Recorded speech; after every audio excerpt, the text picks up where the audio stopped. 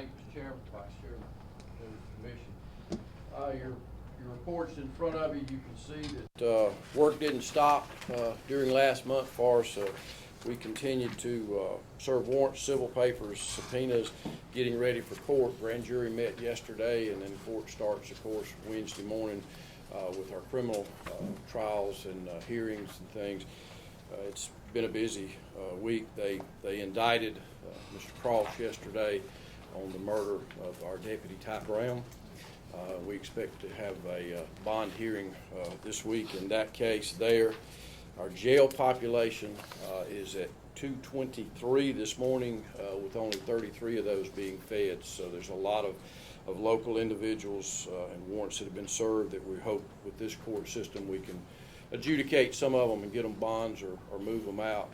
And we have not even started bringing back our court cases yet. A lot of times we get orders from the courts to bring back certain individuals that are in prison, but still have caseloads here and there. You can see 911 total telephone calls at the 911 center over the month, 6,371.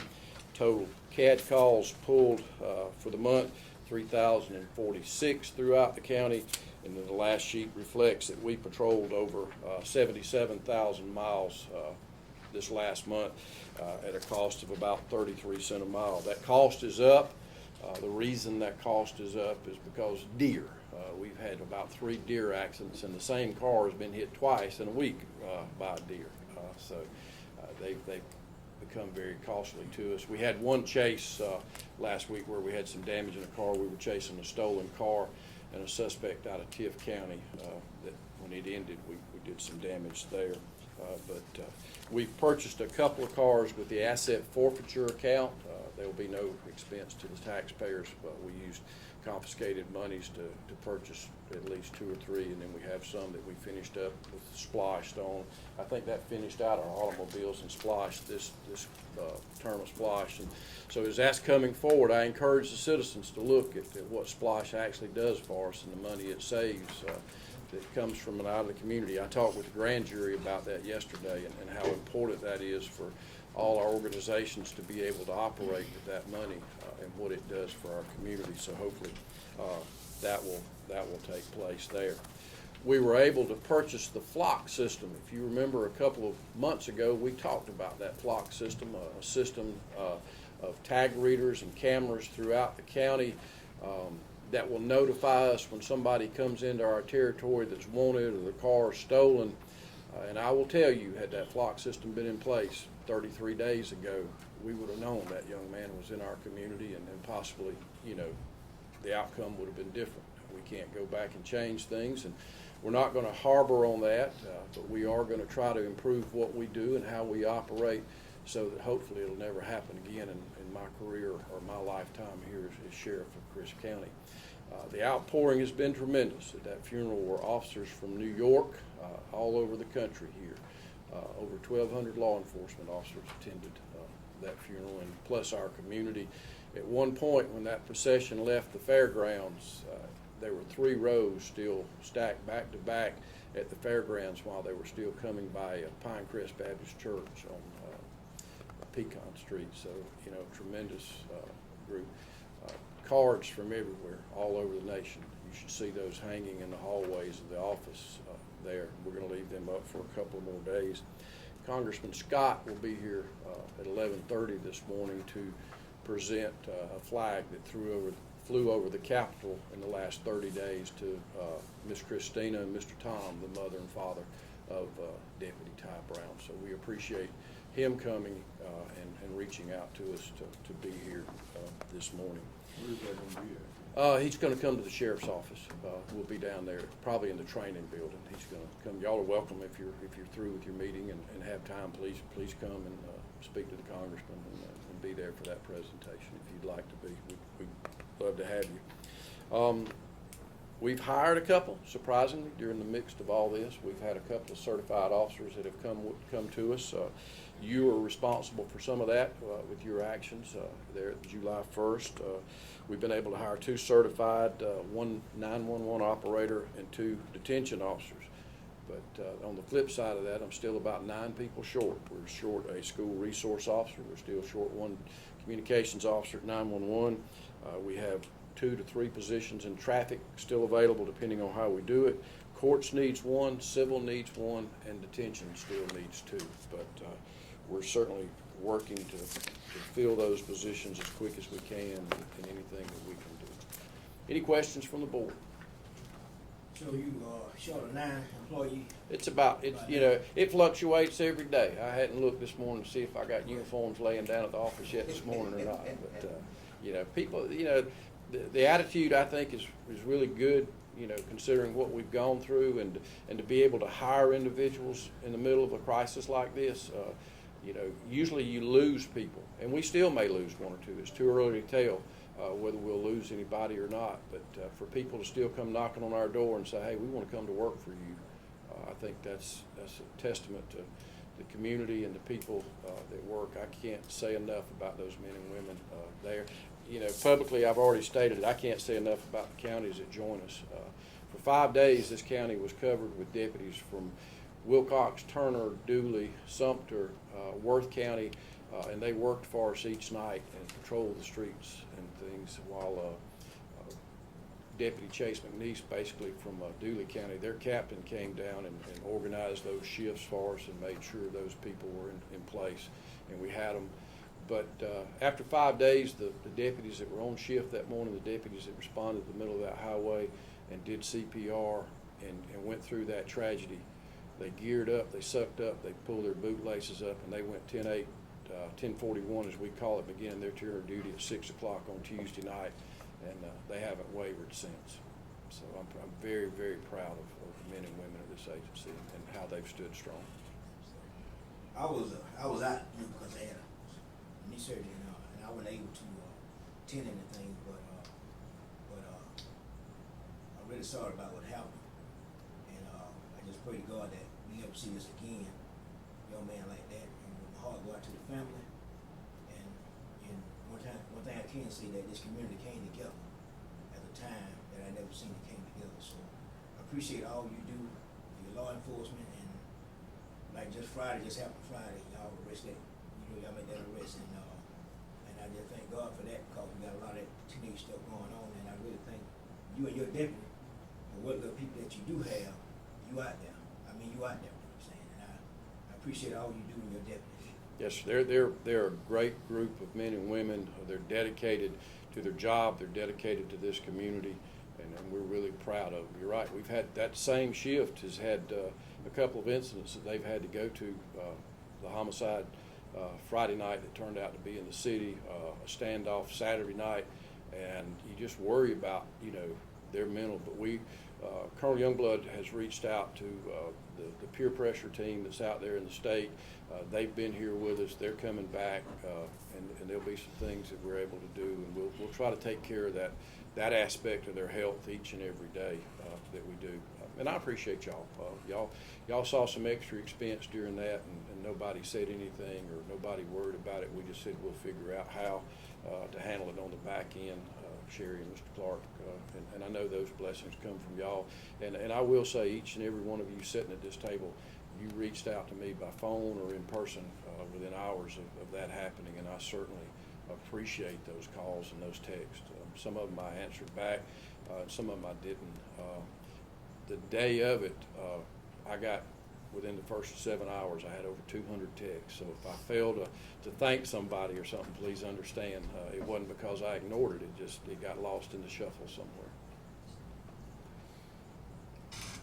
Thank you. Any other questions for Sheriff Hancock?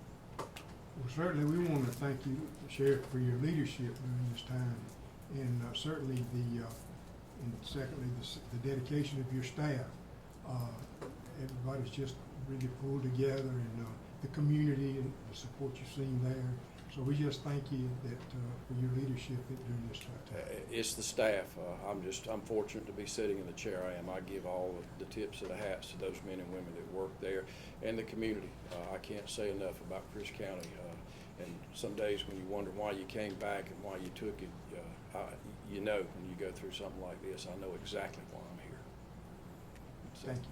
Sheriff, so Are we overloaded in the jail now? Or we over, what? I can put one more in there. Yeah, right, yeah, we asked you if I know. Okay. So, are we still bringing people back from court? Well, that's what I was back just and saying. forward? Yeah, we'll get our court production orders here in the next couple of weeks, and we'll have to bring 10 or 15 back to come stand in the courtroom, and public defenders talk to them, and probably continue their case again. But that's another soapbox I can stand on at some other time. Yeah. I just wish that they, you know, that the public defender and then the DA would get together, because, you know, a lot of you guys that come back, and I don't hear the story about it, you know, if a person not guilty, you can't make them plead guilty for something that they say they didn't do. Right. But if you keep going back and forth, bringing people back because they don't plead guilty, what I'm saying, give them a public defender, what I'm saying, not a public defender, what I'm saying. You know, we pay the public defender too, and the DA, what I'm saying. But they got to stop giving these people a public defender the day off. What you expect? They never see the public defender till the day off. And y'all got to go back and forth and get them. They sit down in the jail, but the guy got burnt in hot water. Those guys, they came back and forth with it when the guy got burnt. See, that cost us money. So, you know, we all need to come together, the DA and the public defender, what I'm saying. Well, it's a work in progress, and it is something that we all have to work together. Public defenders are available. We provide jail lists to them so they know who's in jail.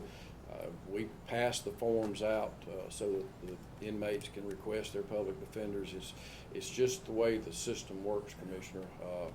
You know, it's a lot like our mental health system. It's kind of broke right now, and we got to figure out a way to fix it. And until we do so, we just got to figure out how to be proactive and react to what we're faced with to make it better for everybody. Yeah, you know, I dare throw this out lightly or with tongue in cheek, but not this splosh, not this 6 years. But in the next splosh term, you'll be looking at building a new jail facility. That jail was built in 1991 is when it opened, and for 365 days a year, 24 hours a day, somebody's been walking up and down those halls and flushing those toilets and burning those air conditions. And, you know, now's the time to give Toby and them a shout. They're down there every holiday, every weekend, doing something, repairing something, fixing something. You know, it's a high maintenance cost. We've talked about adding a maintenance person just to the jail to try to stay there all day, every day. You know, so there's a lot of money. If you look at our budget, of that $3 million and something budget that's just for detention center, a lot of it goes into maintenance. And it's no fault of yours or mine. It's just things wear out. You know, think about your homes and how they are, you know, 10, 15 years after, 20 years after. Well, here's a jail that it's got 200 and something people in it every day.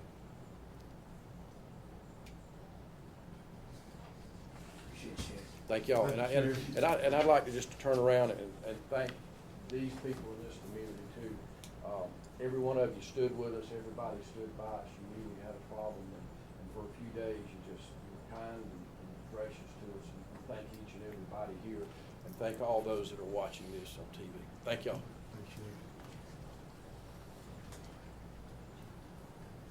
Next on our agenda is, and I invite Mr. Robert Davis forward.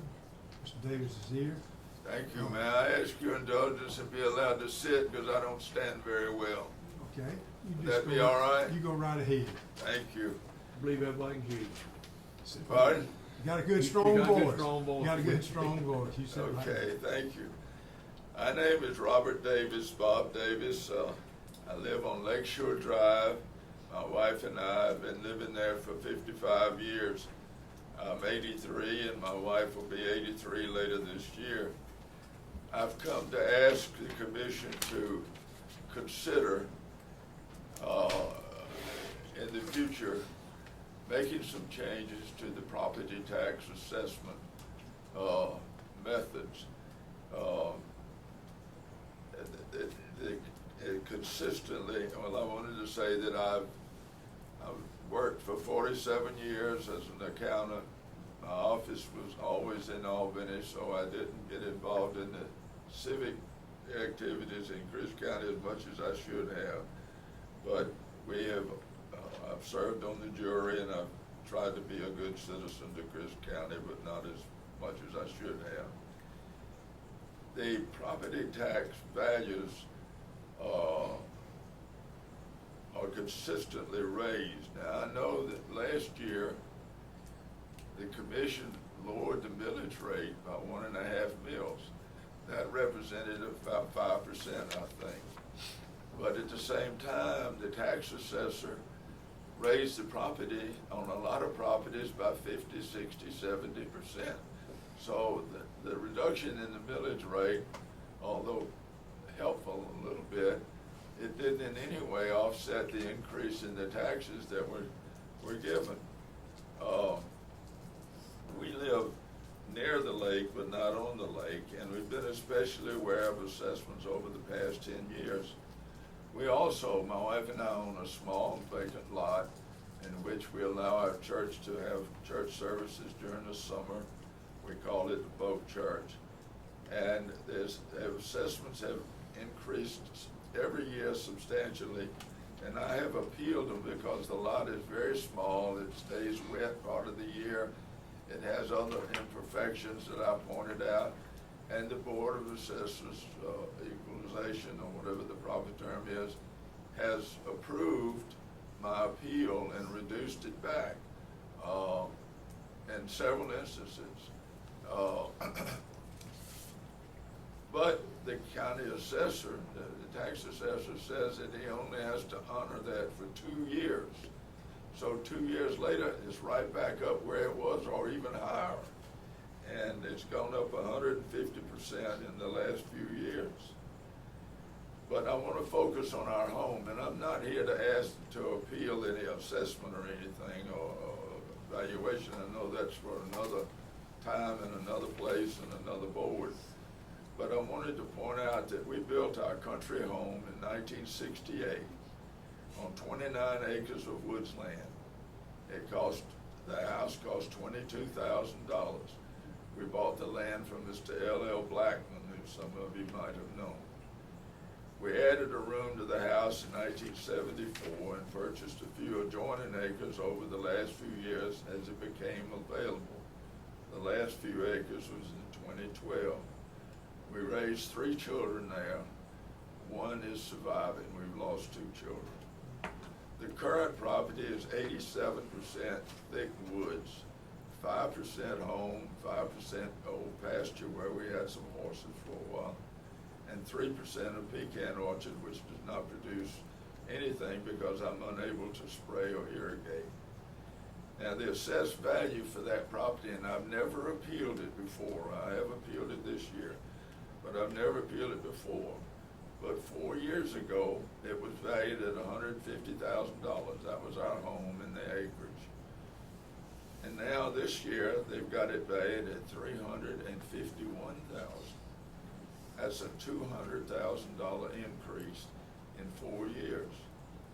And the taxes have gone up from $1,300 to $3,500. So I'm here asking for some help, and I would like to take just a moment longer to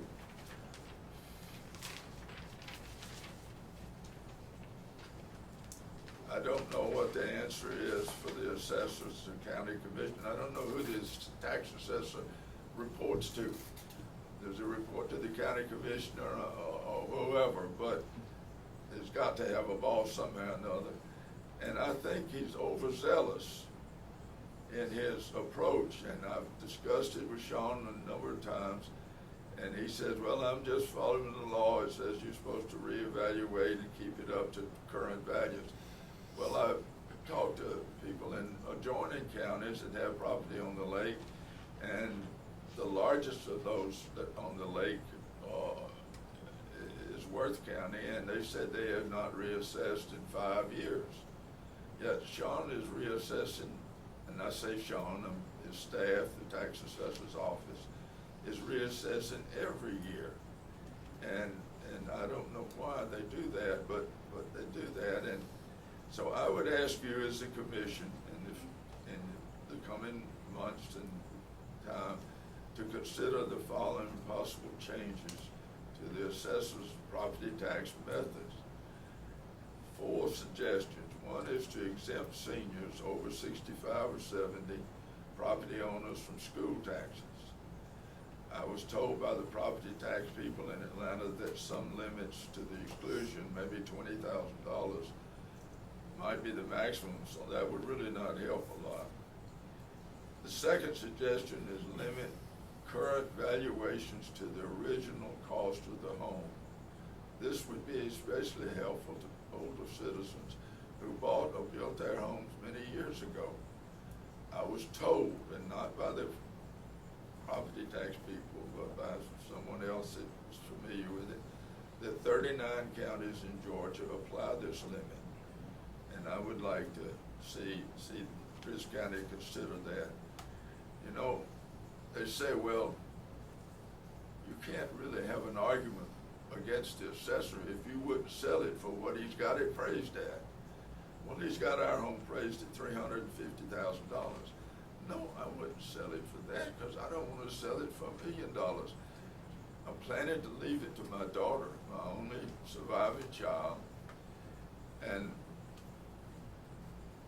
she works for Stella Jones here in Cordele, and she makes a modest or reasonable salary, but she's a single woman with 2 children, grown children, and she's 59 years old. And I think, how in the world could she pay $4,000 or $5,000 in property taxes and another $2,000 in insurance when she has very modest retirement after she retires? So if that would be my first choice, is limited to the cost, or maybe even stretch that a little bit and say limited to 150% of the original cost. Our original cost is say $30,000, 150% would be $75,000, but not $350,000. And another suggestion, the last one, is to maybe limit the assessed value increase to more than 15% a year, which is more than inflation and more than Social Security increases. So that's basically why I'm here. I wanted to ask you if you couldn't do something to help senior citizens from being pushed out of their home. My daughter's an example. If when we die, and we're 83, so we don't expect to live much longer. When we die and she inherits that home, if she can't pay the taxes and the insurance, she's got no choice but to sell it. And that doesn't seem to be fair to me. So I know it's not a decision you can make in a short period of time, but if you would take this under consideration and see if there's not some type of relief that you could give to people that people that have farmhouses that they inherited from their parents and so forth, and they were built 50, 60, 75 years ago, and now all of a sudden they say, well, it's worth $290,000. And I know the same thing applies to farmland, and I've heard that the farmers are a little bit upset about the farmland reassessment as well. But that's why I'm here, and I ask you to consider that in the future, if you would, please. That's all I have to say. Well, we sure do appreciate you coming and bringing these suggestions to us, Mr. Davis, and I know you've been trying to get up here for. Well, thank you. For a while. I have to attend a funeral in about an hour, so I'm gonna slip out. Oh, Excuse me, Sean, could you come up for a minute? I need to ask a couple of questions. okay. I want you to come out here and don't ask no question, okay? Just hold on for a second. Let me ask Sean a couple of questions. No, you go right there, Sean. Stand down. Stand right Y'all don't throw anything, please. down. Okay, I was listening, he said you go up on the base every year, the last 5 years? What's up with that? Mr. Davis and I have gotten to know each other over the last several years that I've been here. He has appealed his values. He owns a few properties. He mentioned the property on the lake that the church uses. And I do want to thank Mr. Davis for that type of property. We need churches, we need schools, and we need taxes to pay for schools and the county services. His house, I looked it up while he was speaking, he has 61 acres, and the difference this last year was likely the surge in land values. We've had a surge in land values, and why I don't have the power that he's given me to just raise values. We have to follow the market, and I do have a board that watches and is my boss. Okay. And they check everything I do, as well as my staff.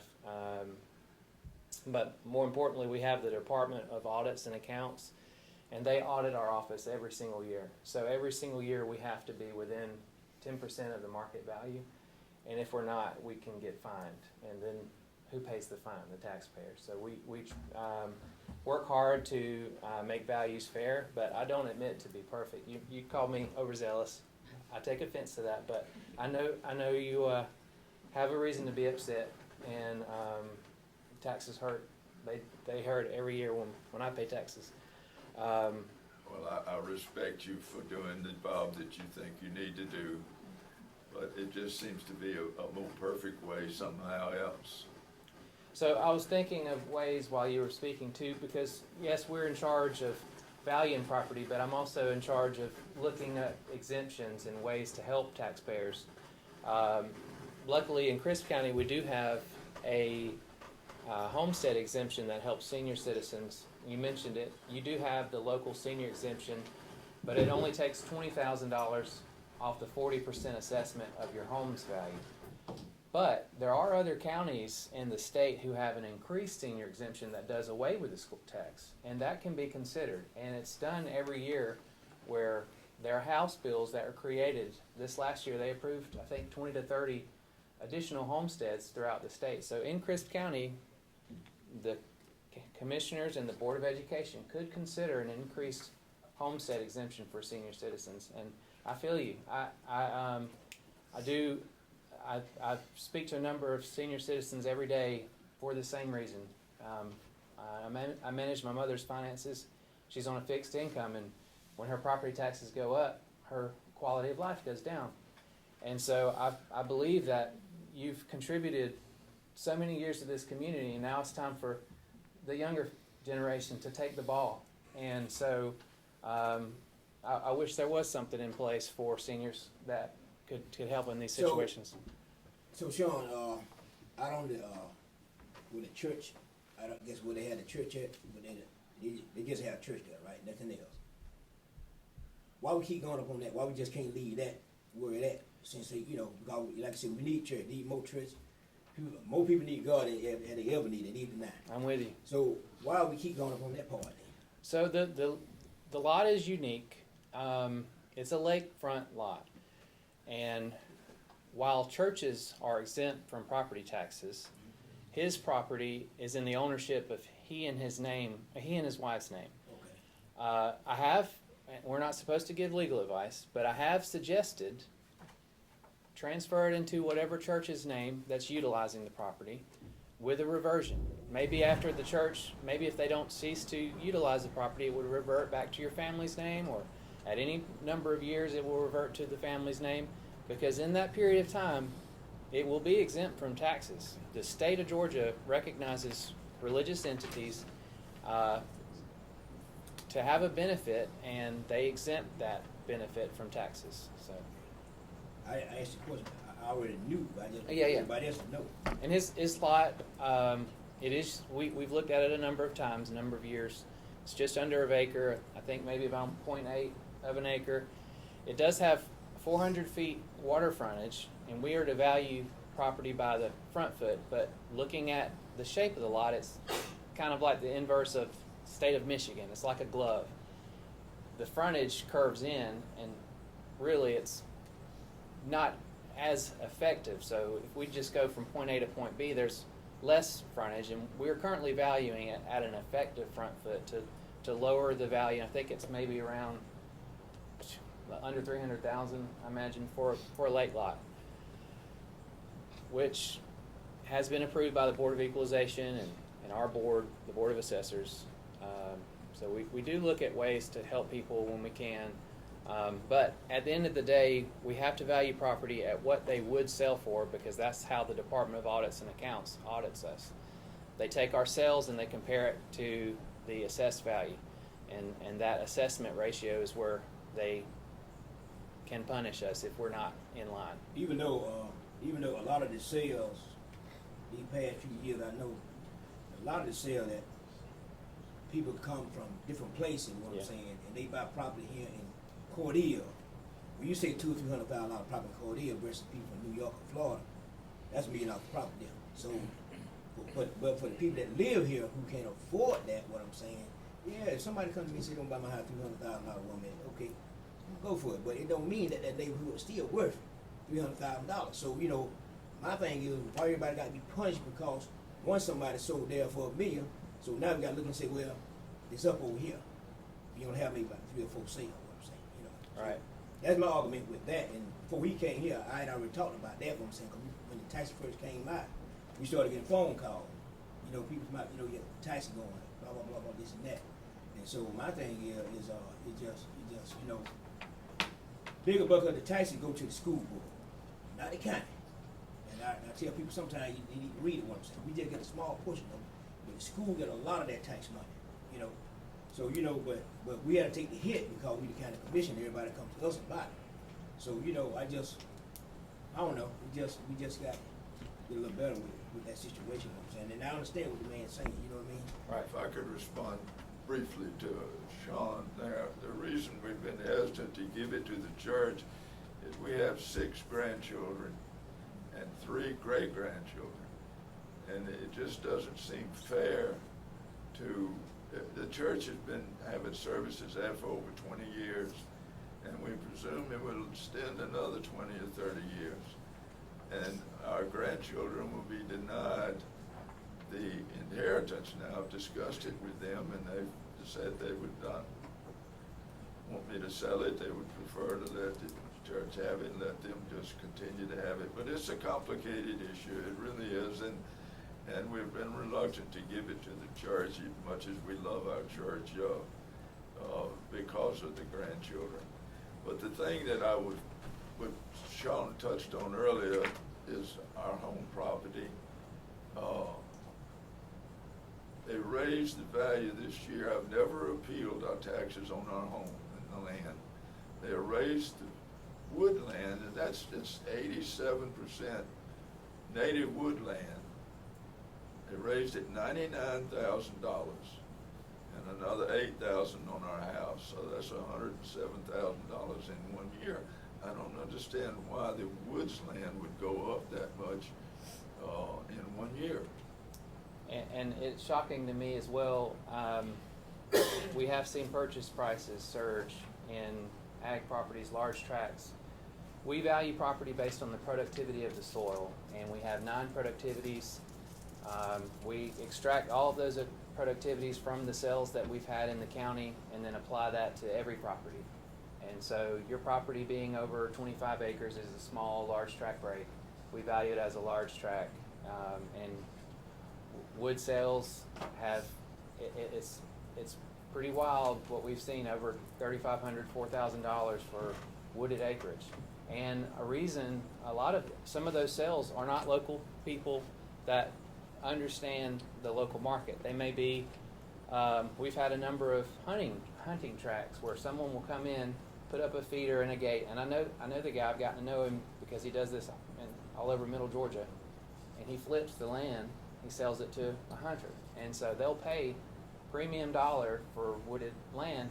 And so I go to the Department of Audits and I say, hey, this is not a good sale because it's not like the rest of the property that's surrounding, where maybe people utilize it for tree tracks or there's a residential property that surrounds their home. But the Department of Audits and Accounts says, well, was it a willing buyer and willing seller? I say yes. And they say, well, were they unaffiliated or unrelated?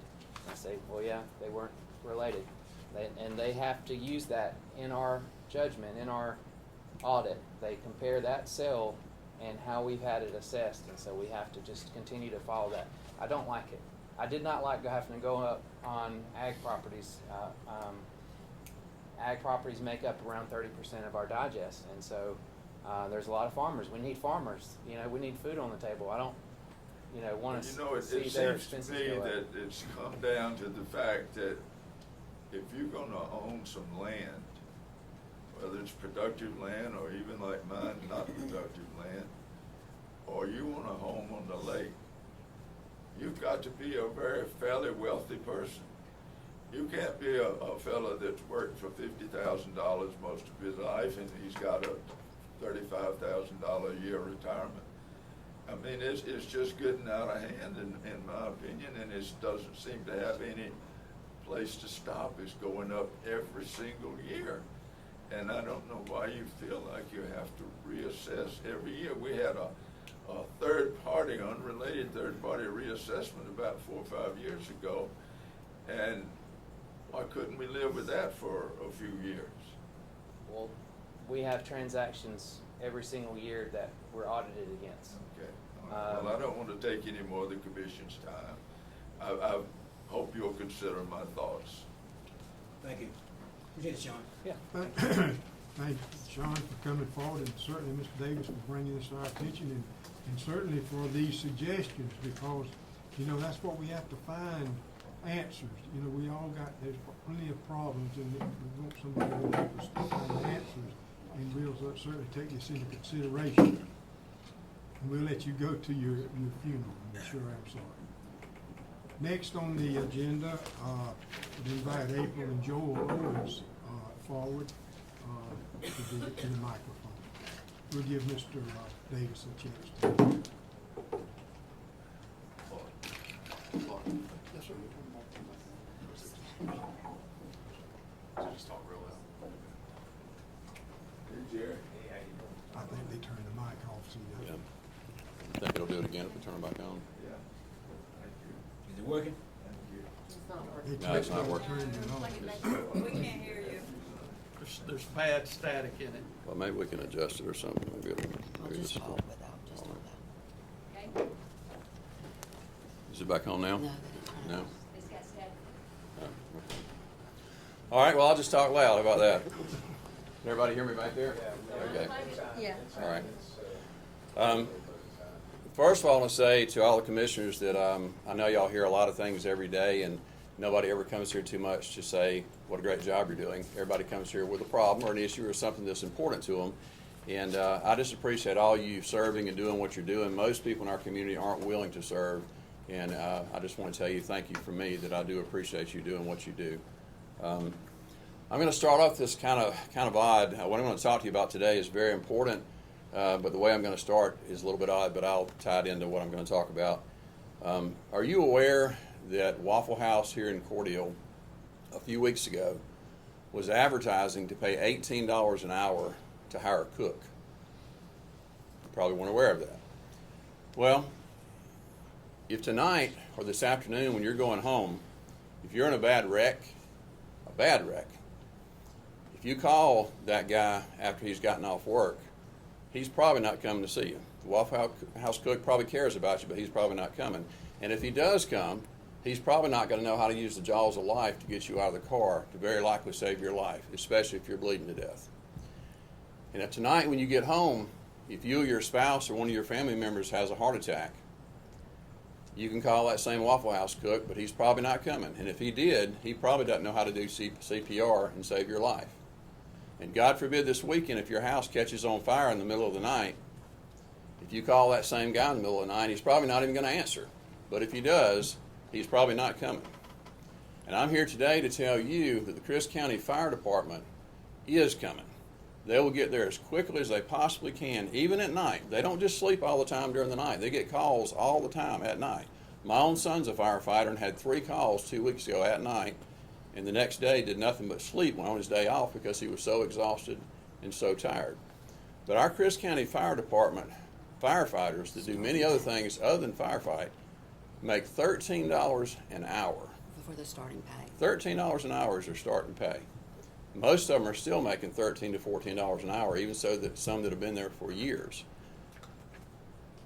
They're trained in many, many different things. I didn't realize this till our own son became a firefighter. I had not, I think the general public probably takes firefighters for granted because unless you need them, they're not really that important. but I had no idea the amount of training that our firefighters go through. They go out to Norboard and have specialized training at Norboard because that's just an enormous, huge plant out there, and spend a whole day out there planning if it catches on fire, how in the world are we going to put this thing out? And they make all kinds of plans for that. They make plans that all these train tracks going through our county, that if a train derails, like we've seen in the news in the last few months, and you have a tremendous chemical spill or an oddball type of fire with some very toxic chemical, they've got a plan to put it out.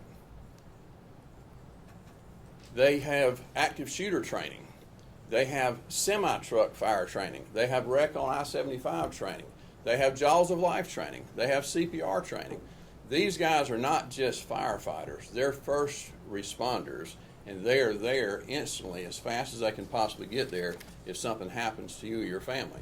Well, the reason I'm here today is and again, I'll tie all this together, but we've already got one station closed. Years ago, Chris County made a plan to have 6 stations spread out throughout the county, and those 6 stations are strategically placed so that we can get the quickest response to all of our citizens. God forbid somebody has a heart attack or falls or a house catches on fire or gets in a bad wreck or some of those things happen, that we can get to them immediately. Well, those type of things happen every single day, every day. And we've already got our station on Old Hatley Road that's been unmanned for months and months and months. And the citizens, I don't know which one of you commissioners that's in your district, but the citizens that live out there, if they have a heart attack, 5 or 10 minutes more somebody getting there to save them is a big deal when you're having a heart attack. If your house is on fire, 5 or 10 extra minutes before a fire truck gets there because your fire station's closed is a big deal, a really big deal. And so what I'm here to tell you is that I know all you guys really well. You know that my family's been in the insurance business for many, many years. So I'm very familiar with all the different parameters that affects this. And the ISO rating that we have with our county and within our district, different districts in our county, is highly important. But what's going on right now is that all of the other fire departments, the city of Cordele and all our surrounding counties, are paying a lot more per hour than we are. And so when Chief Postel, our guys love Chief Postel. They think he's great, and he is. He's doing a fantastic job. But let me tell you something. If I owned a store and I was trying to hire somebody and I was paying $4, $5, $6, $7 an hour less than the store next to me doing the exact same job, Or more. they ain't coming to work for me. I mean, they're just not. And that's the problem that we have. We don't have enough firefighters, and we've got several other firefighters that are going to be leaving soon if we don't make some changes. And the thing is, and I'm not trying to put you guys on the spot because all y'all do a good job, but which one of y'all will raise your hand and go ahead and say that you'll give up your fire station in your district for your constituents when we lose 2 or 3 more and we don't have enough to man another station? Because what's going to happen with these ISO ratings is they're going to come in and evaluate. And if we don't have enough manpower to work these stations, then they're going to increase our rating. And when they increase our rating, it's going to make everybody in the whole county's property taxes go up. Property insurance. Property insurance, not property taxes, property insurance go up. And that's not going to be good when that happens. The standard companies won't even write you insurance if you have too high of a rating. And so that's kind of where we're headed. And what I'm trying to do is give Chris County Fire Department the ability to be able to hire good people. And it's not just that our guys are doing the same job as other departments. They're doing much more than other departments. All of our fire offices or stations were set up originally to have 3 people there. We have 2 to 3. We have 1 person at each station. So that 1 person at each station, if they get a call in the middle of the night, they've got to get out of bed, put on their fire suit, go to that giant fire truck and drive to that fire or that medical emergency or whatever it is by theirself.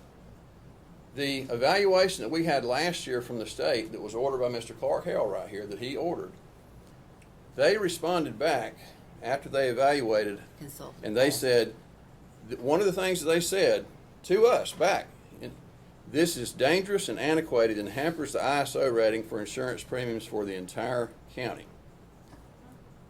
To me, the number one service that commissioners have is to protect the citizens.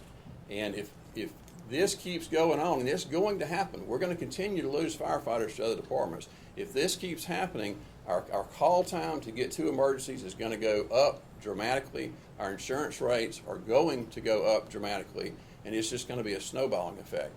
And so, to me, it just makes sense to at least try, for instance, go ahead, April. Well, what I wanted to say is that, say Old Hatley shut down. It's not manned. Since in the last few months, Chris County Fire Station has lost 4 more firefighters. 4 more in the last couple months. Where are they going? City of Cordele. Got 2 of them. Chief Postel and his guys trained them. They're gone. What we're doing is Chris County is a stepping stone for firefighters' careers to go somewhere else and make more money. We want these guys to stay here. They want to stay here. But if they're not paid enough money and we're not competitive, they're not going to. So we're just spending our taxpayer money to train them so they can go somewhere else. And like, for instance, one of the firefighters that put in his notice last week, he is a friend of my son's. He went to school with our son. He was firefighter of the year last year for Chris County. He just left to go to Sumter for more money. City of Cordele, and this is a good example that I want to give. City of Cordele had shortages. Y'all, there is a national firefighter shortage. I don't know if you know that or if you've even looked. Here's an article from the Atlanta Fire Department. They're saying that Atlanta firefighters shortage threatens safety and insurance rates. There's a national one. What do they say? They're not paying enough. They've got to pay. Well, they're paying $15,000, $20,000 more than our fires, but they're having shortages. But they're saying it's a crisis, and they're down. And I did the numbers based off how many firefighters they have or should have in their man and how many they were down. They were down 19%. Well, if you count Station 6 being unmanned, and you count the 4 right now that we're just down, we're at 25 or 30% down. And Atlanta's saying it's a crisis. It's going to be a major crisis here because there's other firefighters that are actively looking because they've got to do what's best for their family. And Chief Postel, you've had out there on Facebook and on the county website for years trying to hire people. They're not coming because there's not enough pay in it. These guys work 24 hours a day away from their families, and I know it's been said, well, they get paid to sleep. Well, obviously you don't know anything about firefighting, if that's what you say, because their calls don't just happen in the daytime. They happen at night. They happen all the time. They're sitting there listening to a scanner all night, waiting for them to get called. And so what my point is to be competitive, to obtain and retain employees, you have to be competitive. And too, when we're running one-man stations too, you can't just hire a brand new guy and stick him in a one-man station. We have to train him for months and months and months. But now the City of Cordele can, because they've got 2 or 3 other guys there all the time. They can take that new guy, he can get on the job training just being around those other guys for months at the time. We're doing one-man stations, which is dangerous to start with, but if we're going to continue to do that, if we get down where we can't man several of those stations, when we hire new people, we've got to train them on the job for months and months and months and months. We're not just going to send a brand new guy out there that doesn't know anything about it to drive one of those giant fire trucks and kill somebody. And so we've put ourselves in this situation, and we've got to get a better handle on being competitive with other fire departments so that we can hire the people we need. Like April said a moment ago, City of Cordele had 3 openings. They advertised, raised the pay. They're paying $16.90 an hour, and they filled those jobs in 2 weeks, just That's like that. $16.90 an hour uncertified. And most of the pay for these guys is not coming from taxpayer dollars. Most of it's coming from insurance. A lot of it's coming from insurance, special tax. from special taxes and things like that, but it's not coming from the regular general fund. And to me, the American Rescue Fund, I know we have that. I think there's probably close to $1 million in there. We have a county reserve. I read the records from last year. I think we had $25 or $30 million in county reserve, which is rainy day funds. Well, let me tell you something, guys. It's raining at the fire station. It's raining at the fire station right now. So the rainy day fund, the American Reserve Fund, Rescue Fund, whatever you need to use, and it's a fraction of money. It's not very much money at all to get competitive and get where we need to be. I won't take up any more of you guys' time, but this is extremely important. It's very important. It's been delayed for too long, and it's something that needs to happen very, very soon, because I don't want any of you guys to have somebody in your district that has a heart attack or their house catches on fire or something bad happens, and because a fire truck or a rescue person from another station had to come and was 10 or 12 minutes more getting there, that person died or those people's house burned down. Not when we can do something about it. But it has to be handled ahead of time, because again, it takes months and months and months to train these guys if we wait till we get And too it's far not behind. something you can say, oh, well, we're gonna evaluate. It's coming. It's gonna happen. It can it's happen in already the next coming. few weeks. In the last 4 months, y'all have lost 2 or 4. And it's coming. And These other fire departments can't actively recruit our guys, but all of our guys have other job offers, and all of them have the opportunity. And they don't want to go. Our son doesn't. Our son loves Chris County. He doesn't want to go anywhere else. I want him to stay here, but I can't tell him he can't. He has to stay here when he can go somewhere else and work and make a lot more money. I want him to stay here forever. we want these people these young guys, and we want them to come and stay here. That's what this county needs. We need our young men and ladies, if they want to become a fireman, to stay here. But we've got to be competitive. Well, we appreciate your song. You know, like I say, I know, you know, my thing is, I know that, you know, it ain't, you know, that he enjoys doing what he do, because I've been knowing your family for a long time, so he go work for you if he make no money. But some kids enjoy being firefighters, He does. enjoying firefighters, Yeah. and then you can't hardly find young people that really want to do this. So when you find a young man or young lady that want to be a firefighter, especially from home, you need to support them 100%. Because, you know, I believe in home first. I believe in home people, you know what I'm saying, that want to stay home. Everybody don't want to leave Cordell, but sometimes you have a choice. You know, so Well, I want to be in Cordell, and I love this city and this county. I'm going to be here forever. And I know all you guys do too. But when y'all So- finish, I have a few questions for Chief back there, if you come up front. Okay. Thank you all for your Thank you, comments. appreciate it. Thank Chief Hotel. We'll Sign invite that Michael, along but for I a do while. want to thank April and Joel for bringing these facts to us. And I feel like a lot of our visitors here this morning are in support. They are. They are. I feel like the group is here. And then once again, we do love Chris County, and we want to do what's right for Chris County. And Michael, we'll invite you and your remarks to come to the commission. Good morning, Commissioner. Good morning. Appreciate the opportunity to come and talk to you this morning, and just kind of go a little further on what Mr. and Mrs. Owens just talked about. We are losing people, and the pay is the majority part of why we're losing people. Like I've told you before, our people have jobs of 3 firefighters of what they're doing, and and they're barely getting paid for the one job that they do. But they see other people, they talk to other people. All these guys know each other from all the local areas, and all the other areas are paying more. So people want to be loyal and like the work environment here, but you got to feed your family. If you could go somewhere else and make $2 or $3 more an hour, then that's probably what you're gonna do, because being a responsible adult in your family, that's you're trying to provide for your family, and that's what comes first. When you can go somewhere else like the city and get paid more and ride and always have 3 or 4 people with you at all times, that's an easy choice.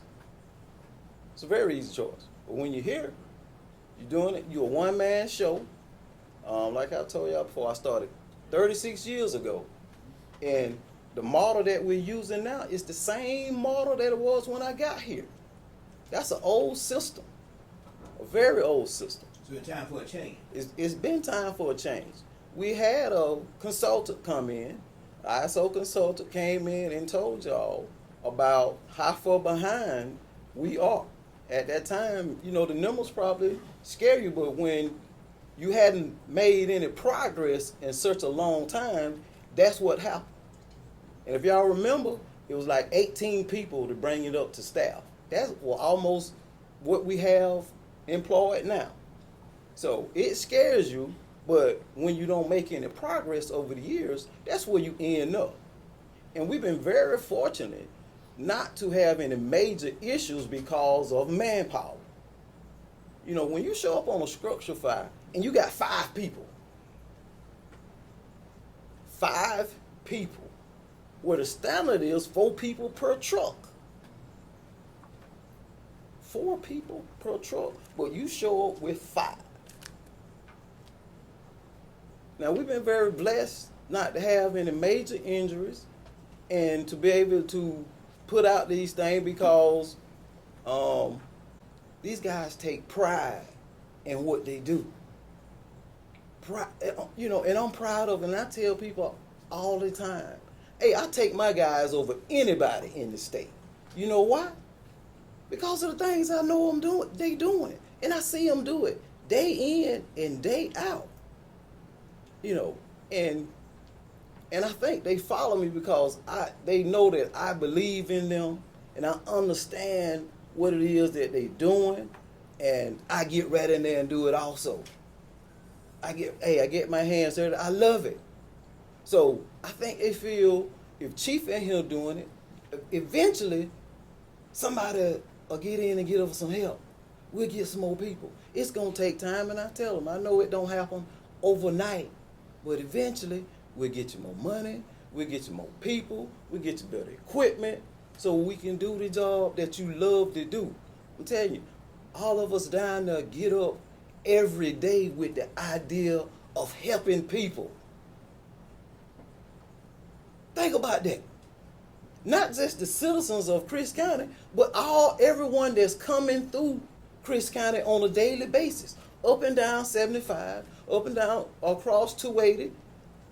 And we don't care what the tags say.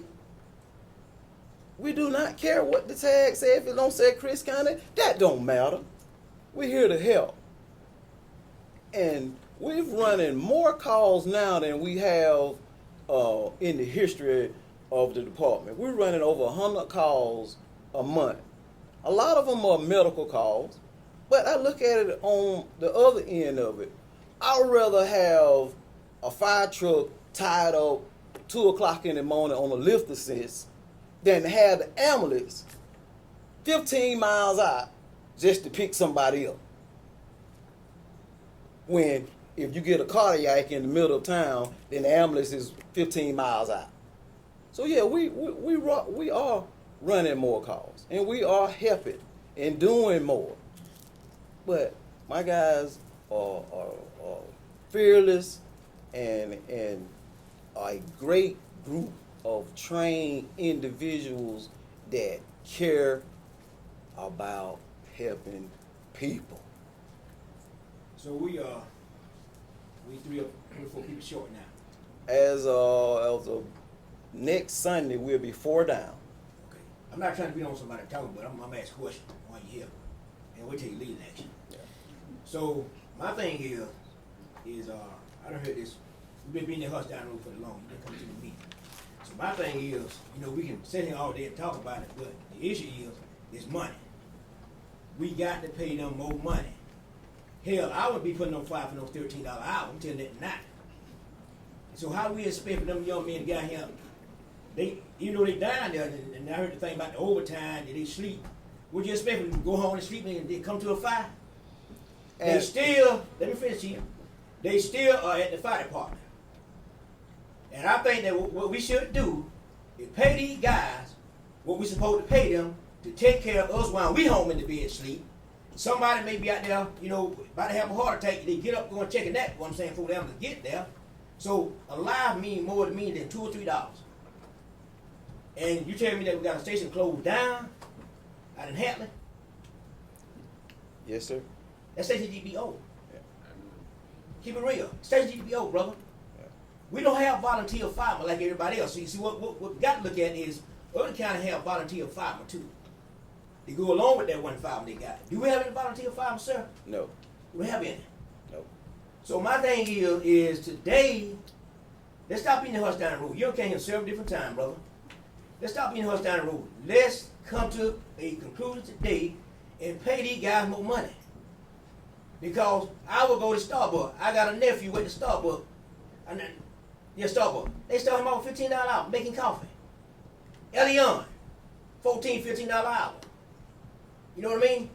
Yeah. So these guys are doing more than some of the guys, what I'm saying, that, making more money. On these little simple jobs. And this job is, they call it what? Public safety? Is it public safety? Yes, sir. Okay. Everybody important to me. The sheriff department, those guys important to me. The fire department guy, y'all are important to me. Because y'all public safety, y'all save lives. Y'all do stuff. You know what I mean? So we have got to pay you. We have got to pay them. So those young men, see, we can't look down the road talking about, well, look at the retirement. What I'm saying, go ahead and bring it out. These young folks ain't looking at all this retirement stuff y'all talking about no more. They want their money now. Yes. So we have got to do the right thing. We have got to do the right thing, Chief. And I appreciate everything you do. And I see you everywhere. I see you guys everywhere. You all over. You at the school. I came from physical therapy one day from Battle House. I saw you on 75 doing a wreck. Y'all was out there. So, with the few guys that you got, y'all do a lot. And we can't burn these guys out like that because I'll let you burn me out. I'll find me something else to do too. I'm keeping it real. With $13 an hour. I don't care how much I sleep, what I'm saying. You know what I mean? When I'm still on that job. So if I come up, I got to wake up and put my uniform on and go. Am I right, Chief? That's correct. Okay. I have packets, that I wanted to give y'all, and this is, I meant to give it to you. Is it okay if I hand this to you? These are packets that show how much, it's an outline of what we talked about. It also shows advertisement for firefighter jobs in surrounding areas. And so you'll have that. It's showing what Cordial was offering at this, and I did the calculations, $16.90 not certified. It was anywhere from $43,300 to $65,000 was what they advertised based on your year's experience. Right. And what certifications you had. Sumter County, Tift County, Warner Robins, City of Warner Robins. City of Warner Robins was down 9 firefighters, because I have a friend who works there. They were down 9 firefighters, and to get competitive with Houston County, they raised it up. Just like I said about Cordial, they filled their positions in 2 or 3 weeks because they gave a fair wage. And then, I want to be the kind of that for the sheriff department and the fire department, what I'm saying, I want to be the one that folks say, well, we got Chris County and the little Chris County paying. I'm so sick and tired, we got to go see what everybody else paying for, we get some people some money, you know what I mean? We want people to call our name first sometimes, see, look what Chris County paying their people. Not every time we turn around, we got to go do a survey all over the state of Georgia, and then we the lowest, somebody on the total pole paying money. Yes, sir. So, we got to do the right thing. All the way around. Well, that's what we're here for, to present it to the board, to give them an opportunity to try to improve on the pay that we have. That's why we come before you. Well, I'm gonna let you know that. This ain't the first time. No, sir, it's not. Right. You've been sounding this along for Yeah. quite some time. This information is not new to Yeah. us. And we know it's been an issue. Yeah. And you said it's gonna be more of an issue. Yeah. And it's you've coming. been saying, and you've been saying, and you've been saying. So, And I'm gonna let you quite know, familiar with it. at the end of the day, I'm voting to give y'all a raise. Well, whether I win or not, but I'm gonna be the one to first to vote to get them guys a raise.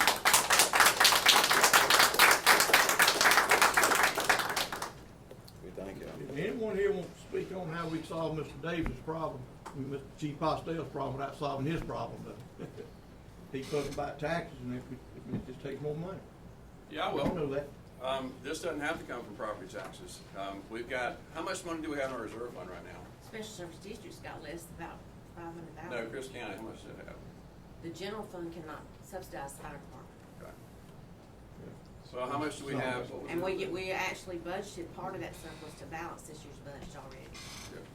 Yeah. Is there any in that, rescue fund plan fund? We have some of that already budgeted as well. How much is left though that could be budgeted? I don't know off the top of my head, probably $1.5 million, maybe. Okay, well, this is $150. But that's not gonna that will To get you. give our through guys a the $3 year. It's not an gonna hour do it. raise, all the firefighters that currently exist in Chris County would be $150,000 a year. She said there's almost $1 million in that account that's not being used. This is a crisis right now. This needs to be solved.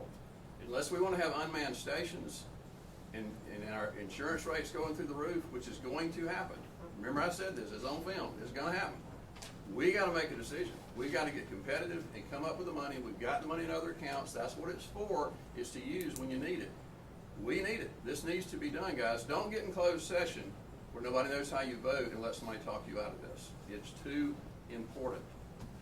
We're gonna have unmanned stations soon, and emergency situations soon, and nobody there to respond. That cannot happen. And public safety is the most important thing that our taxes should go to. Period. Everything Before else that the anything else. county does should be secondary. But now, I don't see now, I just saw not too long ago, I think it's Bacon, Warner Robin, where they getting the firefighter, and I guess check when they got the raise, but they also got to go and hit the tax a little bit, property tax a little bit, you know what I mean? You will here too. So anyway, you know, I don't know what it's gonna take for us to do what we got to do. It ain't got nothing to do with what the tax assessor did, what I'm saying, you know, I'm just talking about, you know, we're gonna have to happen some kind of way. We got to find the money to pay these guys in order to have a fight. We got to have a fight department, regardless, you know what I mean? So, you know, somebody may go say, well, they're gonna tax a few dollars, what I'm saying, but you know, we got to get the money from somewhere. Well, it's gonna be property tax. Well, the insurance part of it gonna go up if you don't Yeah. pay, because Well, you're that's gonna what- lose people. And One you're gonna. thing that, don't mean to interrupt you, one thing that shocked me when I got involved in this board, saw what was going on. I was raised in Chris County, I thought it was the best county in the damn country. We were progressive, we had our own power company. And when I found out that we didn't have complete fire coverage in this county, it shocked me. I mean, it should have been done 30 damn years ago. Just something shocking, it's slow working. And, I know we all are, and I didn't know it's talking about homeowners.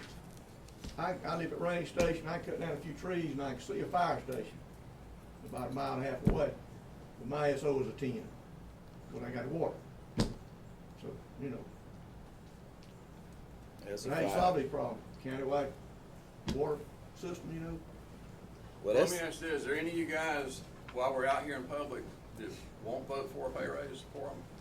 If you feel that way, then say it. I do it every day, I do it in a minute. I do want the public to understand that this could lead to a property tax increase. I don't want to mislead anyone. But they go up every year, there's always a reason, I know that, but the point is we've got to have fire protection. We've got to have these guys out there. We can't have unmanned stations. It can't happen. well, the fire department is funded through the special service tax. That's right. So Yeah. it's just it's a portion But it's of the still a tax. And I tax, just, yeah. so Yeah. if you went up, I guess Ms. Sherry can answer that more than I. If you went up on that, how much would it actually affect the homeowner? I'm saying my special service tax, $167 a month. A year. Oh, excuse me, a year. I'm sorry. That's $13 a month. I probably lose getting in and out the vehicle. Even if I doubled it, that's $25 a month. I don't miss it. So in some of these areas, the north area of the county, they actually are 10 because they don't have a station, period. Those people are paying the special service tax and not getting a dime for For it. that money. Now I understand, yeah.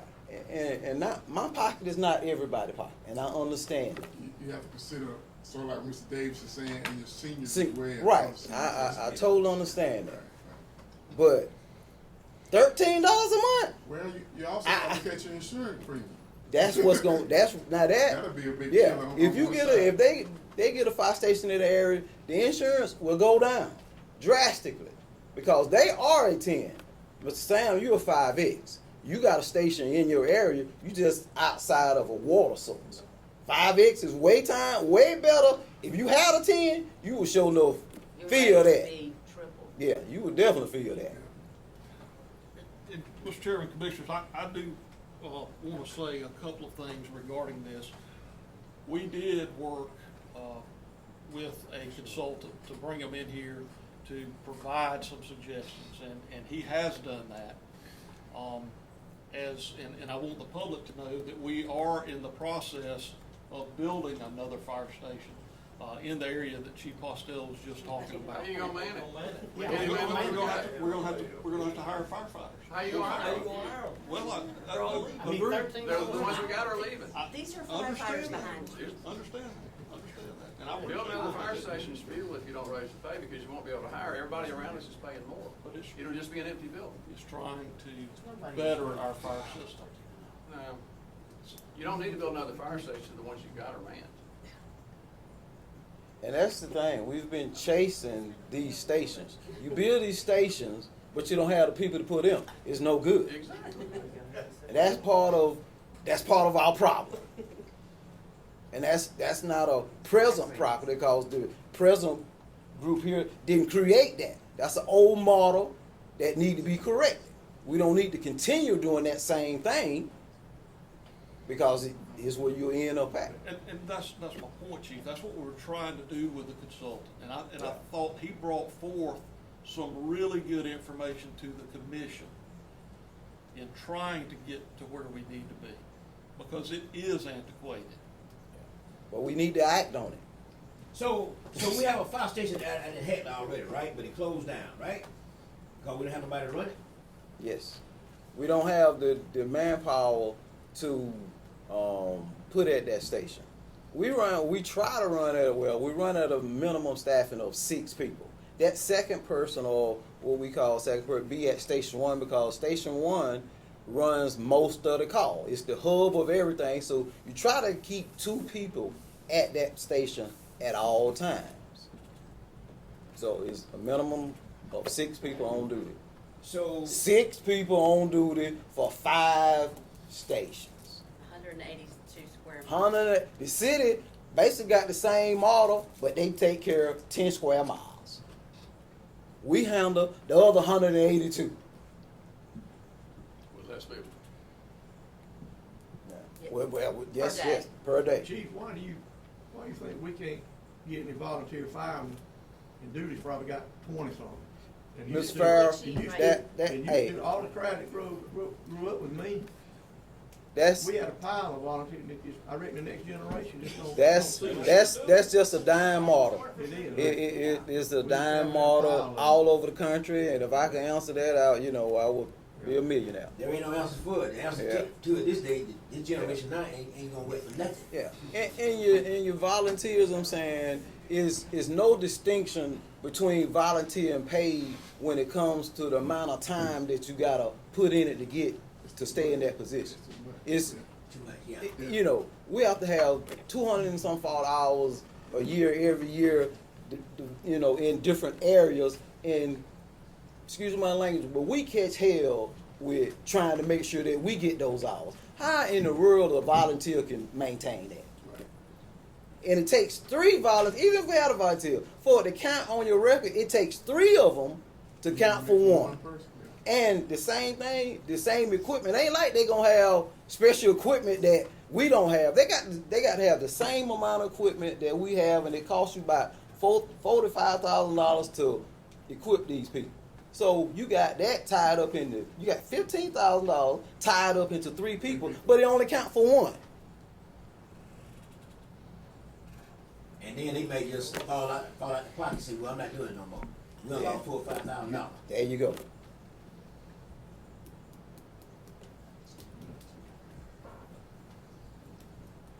Any more suggestions or questions or? I just wanna know one thing. How could we get this other station opened back up by him? We need to have Personnel. When I, Personnel. personnel? We need personnel. And at this rate, we losing, like I say, I've come to y'all before, and what I was saying is happening. I see it happening. I knew it was going to happen. It's happening right now. We're going to steadily lose people. They love working down there because of the whole family thing. Yeah, I've had people come, hey, man, I came here because of I see how y'all act on Facebook. Y'all like y'all a close-knit group, y'all family group. But for $13 and some change, And then the other part of it, if you got a family, your insurance, $400 something per pay period, how can you afford to work for that? You can't. Two jobs. At least. So I'm here pleading, begging to do something about the salary. If not, we're going to continue to lose people. Continue to lose people. And the applicants that I'm getting, you have people applying who's never done anything physically in their life, but you think you want to come be a firefighter? It's not that simple. It's not that simple. So, the guys that we have already logged, we had already trained those guys. Yes. Invested in those guys. Yes. How much money you think we invest in those guys? Commissioner Felton, That's all right, don't worry about it. Just let them walk away, walk out. Okay. Well, we hadn't solved anything, but certainly we are certainly more informed about it. We certainly don't want to be the community that I read somewhere that this little community said that they didn't have a fire station because their fire station burned out. We don't want to be that in that shape, but we certainly do need to. We are planning to put a fire station up north, but I do agree with the comments that it doesn't do any good to build a building and not staff it. We are going to have to address the staffing issues. I was listening to Channel 2 News this morning. They said DeKalb County Schools opened today, or yesterday, 400 teachers short. Didn't you have, they got 400 classes and then you got teachers. And you mentioned, we talk about always staffing this. It is a problem to find all the help we need. yes, sir. We hired a trainer. That was one of the things that came out of our consultant deal. And we allowed you a training man, but we have got to get the people that want to be trained to fire. And we're going to have to address the compensation side of it. So we'll certainly take a look at it. I think Sam kind of hit it on the nail there on the head a while ago. We do have to kind of balance what we take in and what we go out. So we're required to do a balanced budget. So we'll be certainly looking at it, and we want to give them everything we can, and we do certainly want to have a fire department in our county, and we want our fire department to be as good as there is anywhere. We want to be the individual counties around us, and not us looking at everybody else's fire department. Yes. Does anybody else have any comments? Yes. I just hope that we have your answer before next month be, not 2 or 3 months down the road. Yes. What do you step on this? You can't keep the can down the road no more. Cause I'll be honest about it, I'm sick and tired of you talking about it, man. You've been talking about it for the longest. I want to thank everybody for coming, because like you say, this speaks to all of us. I think at least we should match what the city do. Amen. I agree. We should at least, I agree too. match what the city's doing. Do it today. That'll keep people from Yeah. not wanting to transition there. At least if we match that, we can keep the people that we had. You don't think a month's too long? Well, I was just talking about the month. I was just giving everybody else time, but hey, I'm ready now, brother. I hear you. Excuses have an expiration date, my friend. Tell me about it. But we don't need to lose another firefighter. That's just like when the sheriff comes, that's what I'm saying. We don't need to lose nobody. We need to keep everybody that we can keep, what I'm saying. Public safety is just important to me. It's just like, let me piggyback one more time with the sheriff. I just thank him so much that he come in the city and he saw a lot of problems in this city. And that's why when he come to us, I'm ready, because we need it.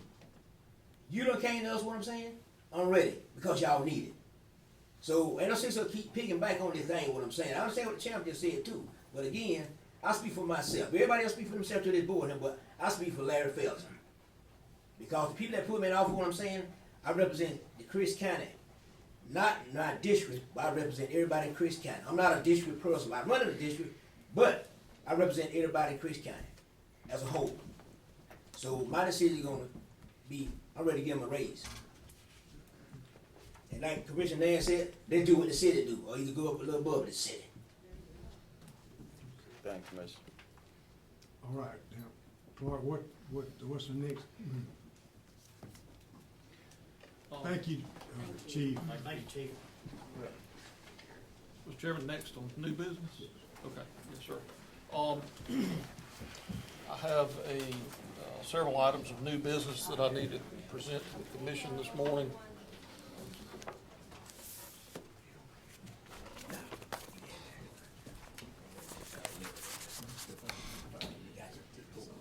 Do what? Oh, okay. Excuse me, excuse me. Well, James has got to leave.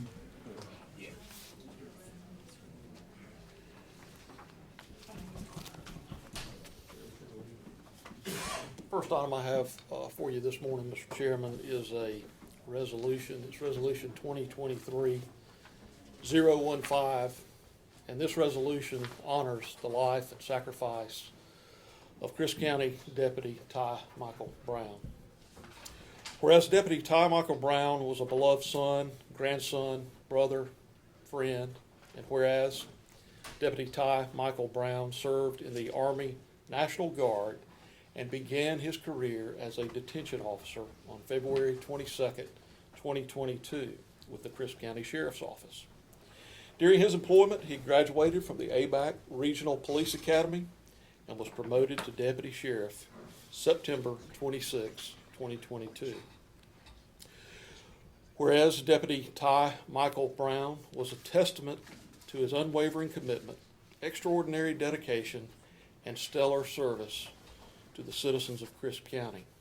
And whereas Deputy Tyee Michael Browne made the ultimate sacrifice July 5th, 2023, protecting and serving the citizens of Chris County, Georgia.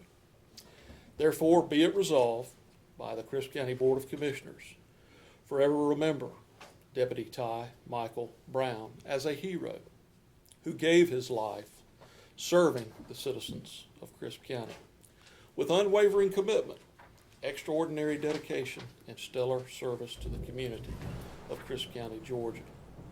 So resolved this 8th day of August, 2023. Mr. Chairman, Commissioners, that is Resolution 2023-015. You've heard the reading of this resolution. What is your pleasure? Chairman, I offer a motion that we adopt resolution 2023-015. Second. Have a motion and a second. All in favor say aye. Aye. Mr. Chairman, I believe, and I want to reiterate to Sheriff Hancock, we will be presenting some to you, sir. Thank you.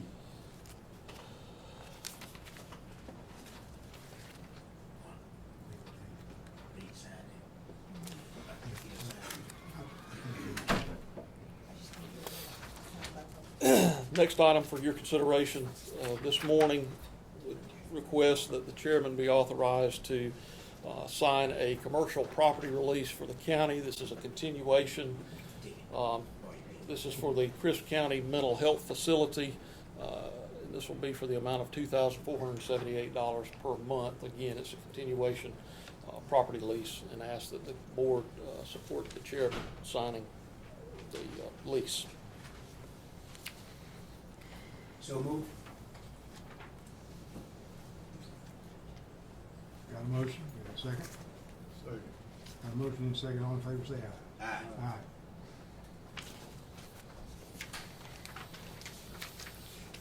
Next item for your consideration this morning is Resolution 2023-016. It's a resolution to amend the Association of County Commissioners of Georgia defined benefit plan for Chris County employees. Whereas the employers previously adopted the Association of County Commissioners of Georgia defined benefit plan for Chris County employees through an adoption agreement that was most recently amended and restated, effective as of January 1st, 2015. Whereas Section 16.02B of the plan allows the employer to amend the elective provisions of the adoption agreement at any time. Whereas the employer desires to amend the adoption agreement to provide for an additional definition of normal retirement age at the age of 50 with 30 years of vesting service. Whereas the employer also wishes to amend the adoption agreement to permit each participant to elect an in-service distribution of his or her accrued benefit upon the attainment of normal retirement age on the condition that service and compensation earned after such commencement will not increase the accrued benefit. Whereas the employer desires to adopt the attached adoption agreement amendment number 3 to implement the above described provisions. Whereas the adoption agreement of amendment 3 shall be effective upon approval by the Board of Commissioners. Now, therefore, at a meeting held on this 8th day of August 2023, by the Christian County Board of Commissioners hereby resolves as follows. Resolved that the Board of Commissioners of Christian County hereby approves the attached adoption agreement amendment number 3 to be effective upon approval by the Board of Commissioners. Further resolved that the Commission Chair is hereby authorized, empowered, and directed to take all further actions to exclude all documents necessary to implement these resolutions. Further resolved that any resolution in conflict is hereby repealed. Would ask for your support of Resolution 2023-016 and authorize the chairman to sign that and the adoption agreement amendment number 3 that's attached. You've heard the reading of this resolution. Could I get a motion to adopt? So moved. Motion? Motion is second. All in favor, say aye. Aye. Thank you. The next item I have for you is the 2023 LMIG, which is a local maintenance improvement grant bid award. We had bid openings, I believe it was last week. This is for Berry Road, 0.27 miles of Berry Road to be resurfaced, and North Cedar Creek, 2.15 miles. The low bid was by Reeves Construction at $541,800. That's at a cost per mile of $220,000. Would ask that the bid award be made to Reeves Construction as the low bidder. You've heard this request. What is the pleasure of the board? What road you talking about, Clark? Berry Road is off Araby Warwick, and then North Cedar, which is off Coney. I got a motion. Could I get a second? To award the LMIG. Got a motion and second. All in favor say aye. Aye. And the last item for your consideration, we received the information late yesterday afternoon and didn't know if we were going to be able to get it on the agenda or not, but Sherry worked through the evening to get this together for us. This is the 5-year tax digest for advertising. So just want to let the board know that we will be advertising this for adoption on September the 12th, 2023. The 5-year that you have in front of you are preliminary numbers. We still have some minor adjustments that may take place to this. So, but prior to the September 12th meeting, we will have the final numbers and ready to adopt at that time. In doing so, we are filing an extension on this, but we will have it submitted during the month of September. Again, we have to coordinate all of this with the school board and the setting of the millage rate as well. So anyway, not really an action item for you other than to tell you that this is forthcoming for adoption at the September meeting. With that, Mr. Chairman, that's all I've got. What you do, sir? Remind everybody too, in that reception tomorrow afternoon, our new Chris? CEO of Chris County Power, I want to make everybody still aware of that. That's right. 4:30 tomorrow, isn't it? Yeah. It's gonna be over at Park. At the Park. Clark, are y'all gonna approve the Digest for advertising, and you don't vote on that? Oh, Chris, you gotta let them know what's going on, Chris, I ain't know that. Yeah, it's, they put it out, it's 4:30 to 6 tomorrow in the boardroom. Okay. What you have, steaks? I don't know what they got. I got you, Chris. Good. Okay, I guess next on the agenda is to call up Sherry with our financials, and we need to have some good ones. We always need good ones. Yeah. Today's packet, of course, includes a preliminary summary of the financial status on the major funds of the county after 1 month of the new fiscal year. The first page, of course, is the summary where we're showing the general and 3 major special revenue funds at a negative 4% shortfall after 1 month of $900,944. Nothing alarming there. This is that window of the year when the revenues run kind of lean, and we depend on surplus to get us through the to support the daily operations until the tax digest revenues start to flow in. Sure. Middle of the page, water fund, preliminary. Sherry, how much did we have in surplus? He said we had 25. We don't have 25 million in surplus in the general fund, no sir. I think he must be looking at fund balance, and that is not surplus. If he's looking at an audit report, he's looking at, I don't have the numbers in front of me, but we do not have 25 million in surplus, no sir, we do I not. was hoping he was right. Unless, if he's found 25 million in surplus, I'd appreciate if he'd come show me where it's at. No sir, we don't. I'll look over there. We've got about 6, it fluctuates, but like this time of year, it's gonna go down because we're using some of it. Right, but we have about 6 or 7 months, it's what we average, and that's gonna be about $7 or $8 million in the general fund, in the general fund. We have, less than that way less than that in the special service district fund is a separate fund. We can't use that general fund surplus to support the special service district fund. It has to stand on its own. Which is the fire.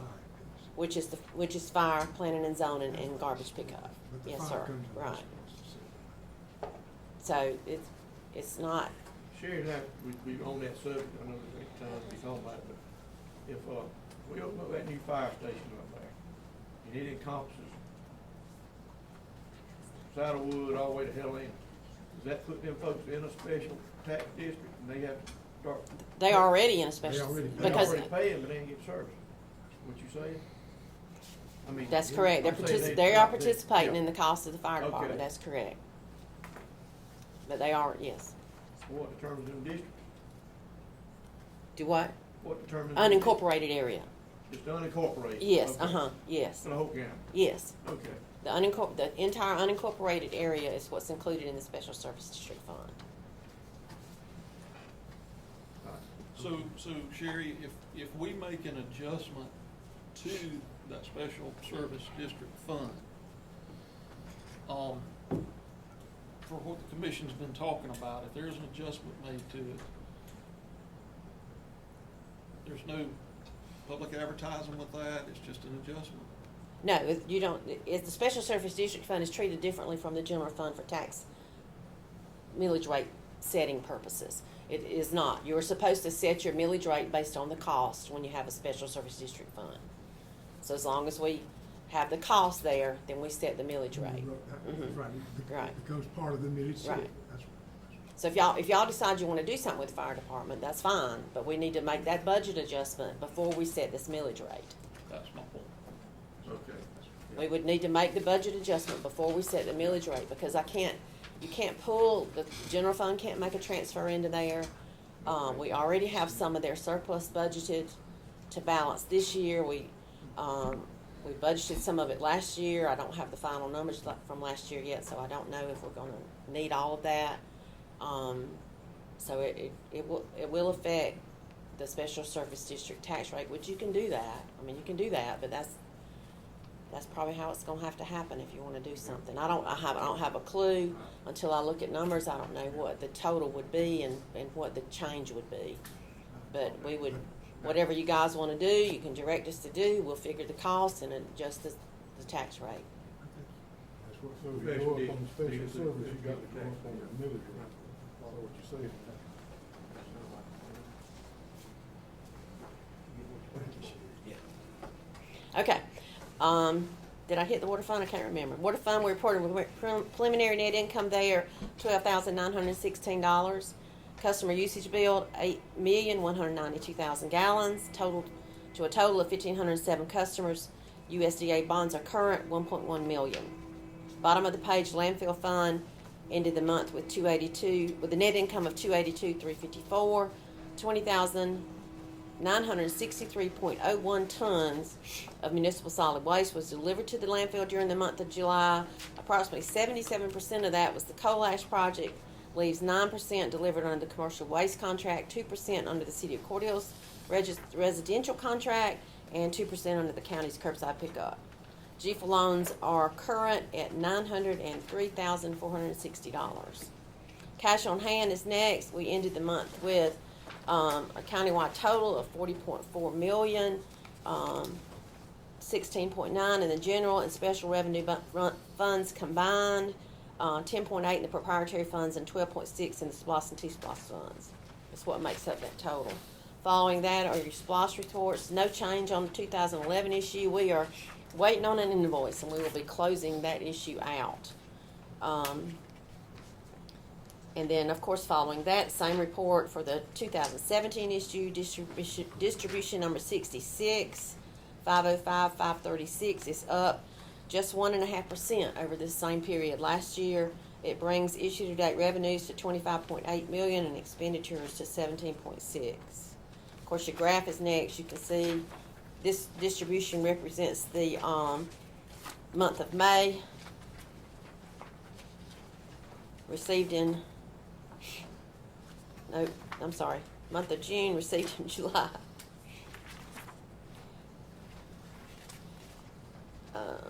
And then, of course, the final SPLOS schedule is a list of expenditures. You can look at those there, but we spent $246,800 on projects budgeted under SPLOS. Those were the airport, the sheriff's office, sanitation, solid waste, and the cities of Airby and Cordele. Next is your T-SPLOS updated report. Let's see here. The revenues, we have expended almost $14 million in local road maintenance and capital road projects through the Transportation Tax Fund. Of that $14 million, 8.3 of it was from the SPLOS, and the rest of it was from GDOT and LMIG revenues. The 2012 T-SPLOS has been expended. Next month you'll see some costs switching over to the 2022 new T-SPLOS. Following that is your CDBG monthly report.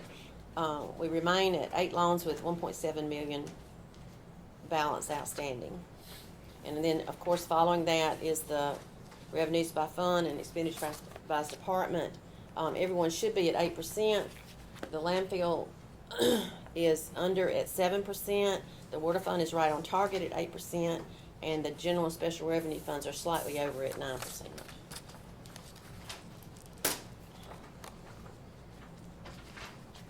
Any questions for Sherry? Appreciate all the hard work you share. Thank you.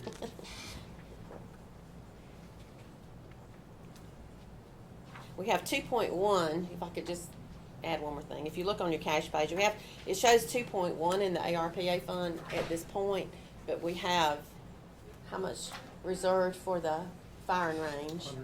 150,000 for the firing range. We also used $1 million of it countywide to balance this budget to keep from having to raise general fund taxes. So, about $1 million that you yeah, have. right. So you got a little over $1 million, and I mean that's it. That's Right. I mean it's going to go. Once we spend that, it's gone. Just wanted to make sure y'all knew where we were on that. It's come in handy. Oh, sure. Sure. Yeah. We do know it's not Just a couple of things by way of a short report. As Sherry just mentioned, the the firing range. We met last week, and we've started the preliminaries on that. And I do want to thank Chris and the Power Commission for assisting us with some of that cost and getting power back to that site. So again, that project has just begun. Rock Road project still ongoing down at Araby. Road's looking good as they continue to work on that. The Meadow Park subdivision project, they've got a lot of the curbing and gutter in so far, and that project's ongoing, and we should be winding that down toward September. I think the initial schedule called for August, but with some of the rain we've had, it's kind of pushed it back just a little bit. Attended the NACO meeting here a couple of weeks ago. Got a bunch of good information out of that. And with that, Mr. Chairman, that's all I've got. Commissioners would be glad to try and answer some questions if you have them. Any questions? I got a question for Chris. Chris, what y'all start y'all's guys at?